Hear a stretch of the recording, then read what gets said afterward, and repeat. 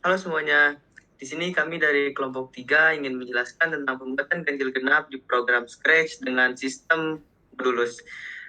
Di sini saya tidak sendiri, saya bersama dengan teman-teman saya, yaitu dengan saya sendiri Muhammad Ahdan Rafli, lalu ada Aisyah Nurillah, lalu ada Angga Syaputra, lalu Ibnu Malik Al-Habsyi, lalu Muhammad Indra Jaya, dan yang terakhir ada Naila Zahra Rismana. Untuk detailnya dalam pembuatan animasi ini akan dilanjutkan oleh teman saya yang bernama Naila dan Ibnu.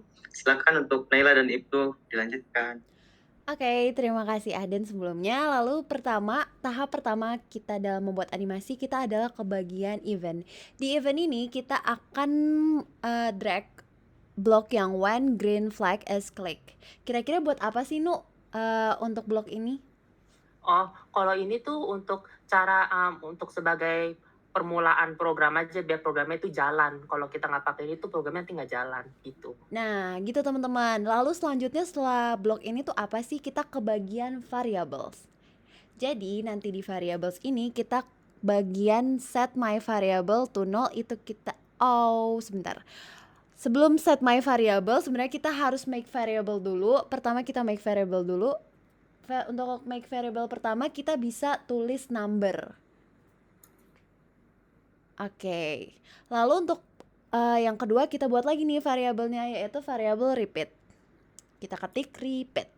Lalu tekan oke. Nah, kira-kira kita buat variabel-variabel nama ini buat apa sih, Nu? Oh, kalau untuk number itu kita butuh sebagai biar kita bisa tahu itu nanti angka yang kita masukin di number itu adalah ganjil atau genap. Nah, kalau yang untuk repeat itu nanti kita biar validasi aja. Kalau misalnya nanti ada orang yang ngikut-ngikutnya huruf gitu, nanti kita bisa ngulang kalau misalnya yang kita harus input itu adalah angka gitu. Nah, bener banget teman-teman. Lalu selanjutnya setelah kita membuat variabel, kita ke bagian set my variable to null itu kita drag di bawah si variable event. Nah, di bagian my variable itu kita ganti dengan variable yang udah kita buat yaitu variable number. Lalu kita drag lagi dengan cara yang sama yaitu di set my variable kita drag dan kita drop lalu kita ganti ke repeat. Nah, tadi kenapa sih kita harus setelah kita bikin variabel, kenapa kita harus naruhin block set ini? Kira-kira kenapa, Nu? Oh, kalau ini tuh anggapannya kayak kamu sebelumnya tuh variabel-variabel itu adalah nul. Berarti variabel itu masih nggak ada gitu. Kita nggak punya variabel itu. Nah, kenapa kita masukin set itu? Walaupun setnya itu nol, yang penting tuh variabelnya ada nilainya. Nah, nilainya itu nol kan. Nol itu adalah nilai, tapi kayak kosong aja, tapi bukan nul yang tidak ada. Itu ada nol itu, gitu. Nah, Terus nanti repeatnya ganti satu. oke, bener banget. Nah, karena 0 dan 0 itu beda, jadi nanti setelah kita menaruh set repeat itu, nanti itu kan masih 0. Kita ganti sebagai set repeat to 1. Kita ketik 1. Oke, lalu setelah itu kita ke bagian control. Nah, di bagian control ini kita ke bagian drag repeat. Repeat until. Nah, pada bagian repeat until ini kita masukin ke bagian operators. Di bagian operators ini kita masukin yang sama dengan. Bisa dilihat itu ada yang sama dengan, kita drag ke bagian kotak kosong di repeat until. Nah, nanti di repeat until ini kita ke bagian variables. Di bagian variables kita masukin variabel yang tadi kita buat, yaitu variabel repeat. Di sebelah kiri sama dengan. Oke. Lalu di 50-nya kita ganti 0. Nah, tadi kan ini udah aku arahin ke bagian repeat until, lalu ke operator, dan kita ke variabel lagi, terus diganti 0. Kira-kira kenapa sih harus seperti itu? Nah, ini nanti ke depannya kalau misalnya repeat until 0, berarti kan kalau misalnya repeat itu berubah angkanya jadi 0. Nah, berarti nanti nggak usah ngulang lagi gitu. Tapi kan karena kita setnya 1 kan, jadi nanti ngulang terus sampai repeat itu nanti keganti angka 0. Nah, nanti kapan sih kita gantinya nanti kita bisa lihat setelah ini, kayak ke depannya. Oke, setelah ini kira-kira apa sih teman-teman? Kita ke bagian sensing. Di bagian sensing ini kita akan drag yang bagian ask and wait. Nah, di situ kan masih what's your name. Karena kita mau membuat ganjil genap sesuai kata Ahden di awal, what's your name-nya kita ganti sebagai masukkan angka. Oke, kira-kira untuk sensing ini ada penjelasannya lagi atau sebenarnya hanya kita masukin aja sih? Kalau menurut kami sih ini hanya untuk kayak pemasukan aja, kayak untuk inputnya gitu, masukin Ya, apa yang kita suruh. benar. Kalau di flowchart pasti akan selalu ada input. Nah, lalu setelah itu di sini kita ke bagian control lagi. Nah, di sini kita masukin ke if else. Kita drag if else-nya. Oke, lalu kita taruh di situ dan di if else-nya di bagian if kita ke bagian operator dulu. Karena kan di if itu kosong. Nah, di bagian ini kita masukin yang sama dengan lagi. Yang sama dengan kita drag. Yap, kita drag ke situ. Lalu kita masukin dulu yang bagian sensing. Di sensing ini ada answer. Answer-nya kita drag ke bagian kiri. Nah, di situ lalu kita ke bagian operator lagi. Di bagian operator kita masukkan yang sama dengan yang round. Yang round. Kita masukin yang round ke bagian sebelah kanan. Lalu di sebelah kanan round itu masih ada yang kosong, kita ke bagian sensing. Lalu kita masukkan answer. Nah, kira-kira setelah if answer sama dengan round answer itu harus gimana sih? Kenapa kita harus seribet ini gitu masukin operationnya? Sebelumnya itu if-nya kita masukinnya di bawah as ya, masih di dalam repeat tapi di bawah bener as. banget. Oke, Iya. mari kita perbaiki dulu untuk if-nya pas di bawah as. Kita drag, nah lalu kita put.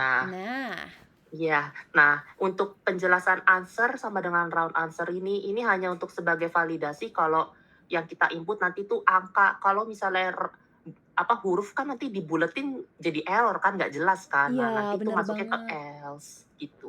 Oke, gitu teman-teman. Nah, terus selanjutnya lagi kita langsung cepet aja kita ke bagian variables. Nanti di bagian variables ini kita masukin yang ke change my variable. Ya, di bagian situ. Nah, tadi kan kita udah buat variable. Nah, yang my variable-nya kita ganti menjadi variable yang telah kita buat, yaitu variable number. Nah, ini kan masih change number by 1. Nah, satunya ini kita pindah ke sensing, lalu kita drag answer-nya. Kita drag ke bagian satu itu.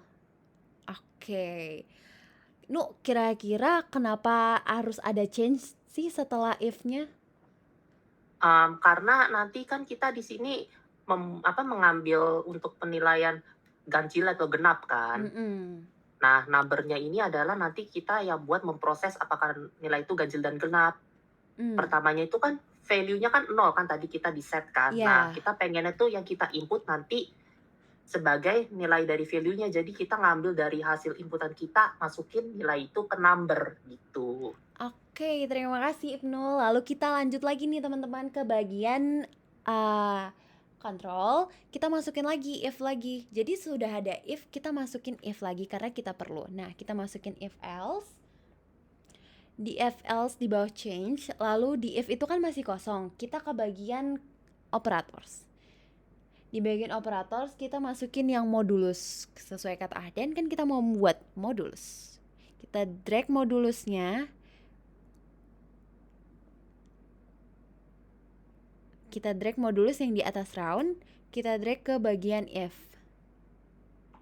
yang kosong. Ralat itu kita masukinnya sama dengan. Iya, seperti itu. Oke, terima kasih Ibnu koreksinya. Ternyata modnya itu di setelah di dalamnya sih sama dengan tadi. Nah, dari situ kita drag. Yap, akan seperti itu. Terus kira-kira di sini kan di sebelah modnya itu masih kosong. Nah, di bagian kirinya kita ke bagian variables, kita masukin variables number yang tadi udah kita buat. Ya, kita taruh di sebelah kiri, lalu untuk mod itunya kita ketik 2 di bagian kanan. Ya, lalu di sebelah sama dengannya kita ketik 0. Oke. Ini dilanjutkan dulu sebelum teman-teman mendengar kenapa sih harus seperti ini, pasti pada bingung kan. Kita lanjutin dulu, kita ke bagian looks. Nah, di bagian looks ini kita drag yang say hello, tapi kita nggak bakal say hello karena sini kita mau tahu ganjil genapnya, jadi hello kita ganti dengan genap. Lalu di bawah else kita drag lagi dan kita ganti hello-nya menjadi ganjil. Udah pas banget nih ganjil genap. Kira-kira Nu, kenapa sih kita masukin if yang tadi berserta modulus dan looks genap ganjil? Nah, modulus itu sebelumnya adalah sisa hasil bagi, angka dari sisa hasil bagi. Jadi kalau misalnya 2 modulus 2, berarti kan habis kan 0, tidak ada sisa baginya. Nah, kalau misalnya 5 modulus 2, berarti kan 2 ada 4 kan, 2 kali 2 sebenarnya kan 4. Terus kalau mau ke 5 berarti kan sisa 1 kan. Nah, modulus itu 1, berarti sisanya gitu, sisa hasil bagi. Kalau kamu mau belajar, lebih gampang kamu pakai pecahan. Misalnya kalau 5/2, 5 bagi 2, berarti kan jadinya 2 1/4, 1/2 kan, 2,5 kan. Nah, berarti yang di atas yang setengah itu satunya itu, nah di atas 1 itu adalah sisa hasil baginya. Nah, 2 itu yang perkalian 2 kali 2-nya itu yang 4 gitu. Begitu guys, jadi modulus adalah nilai sisa. Oke, kita lanjut di bagian else-nya. Belum kita belum ke bagian else-nya, kita ke bagian variables dulu. Nah, di bagian variables kita ngambil yang set my variable, lalu kita drag di bawah dari say. Ya, tepat di situ kita taruh di situ dan my variable kita ganti menjadi variable yang kita buat yaitu repeat. Oke, nah udah kayak gini kita masukin lagi di bawah else, kita tambahin looks. Kita ke bagian looks dan tambahin yang say, kita drag di else. Nah, kita nggak bakal hello, kita bakal masukin kata-kata yaitu harus memasukkan angka. Masukkan angka for 2 second. Nah, pasti teman-teman pada bertanya-tanya kenapa harus masukkan variabel set repeat dan kenapa harus di setelah else itu ada looks. Nah, kita dengerin dulu penjelasan dari Ibnu. Kira-kira gimana sih, Nu? Jadi kan kita kan udah membuat validasi di sini kan, yang seperti dibilang kalau misalnya answer sama dengan answer kan. Ini adalah kayak penanda kalau ini adalah angka atau bukan. Kalau misalnya huruf, berarti nanti di else-nya itu adalah harus memasukkan angka gitu. Jadi nanti kembali ke awal karena repeat-nya masih 1 kan, repeat-nya masih 1, makanya kita kembali ke awal. Nah, pas udah benar masukin angka, terus habis itu hasilnya udah ketahuan ganjil atau genap terlihat. Nah, setelah diproses ganjil atau genap ya, kita buat set di sini repeat ke 0 agar tidak kembali ke atas. Jadi kan karena repeat until 0 kan, kita setnya 0. Jadi nanti selesai, kita nggak usah ngulang-ngulang lagi seperti itu. Oke, terima kasih Nu. Dan teman-teman, kabar baik kita sudah berada di penghujung akhir, lalu di akhirnya kita akan ke bagian control. Nah, di bagian controlnya ini kita bakal masukin stop all. Nah, untuk kode-kodenya nih udah selesai nih, jadi nggak serumit kode-kode ke doi. Jadi mari kita mulai dari hasil ini. Kira-kira gimana sih? Kita klik green flag-nya dulu. Oke, kita masukkan angka, misal masukkan 2. Lalu akan keluar hasilnya genap. Berarti sesuai dengan apa yang telah kita buat. Misalnya kita mau nyoba lagi, kita klik lagi green flag-nya, lalu kita ketik angka 3. Maka dia ganjil. Udah sesuai kan? Ya, itu saja penjelasan dari kita mengenai tutorial Scratch untuk ganjil genap. Kelompok 3 undur diri, terima kasih dan sampai jumpa semuanya.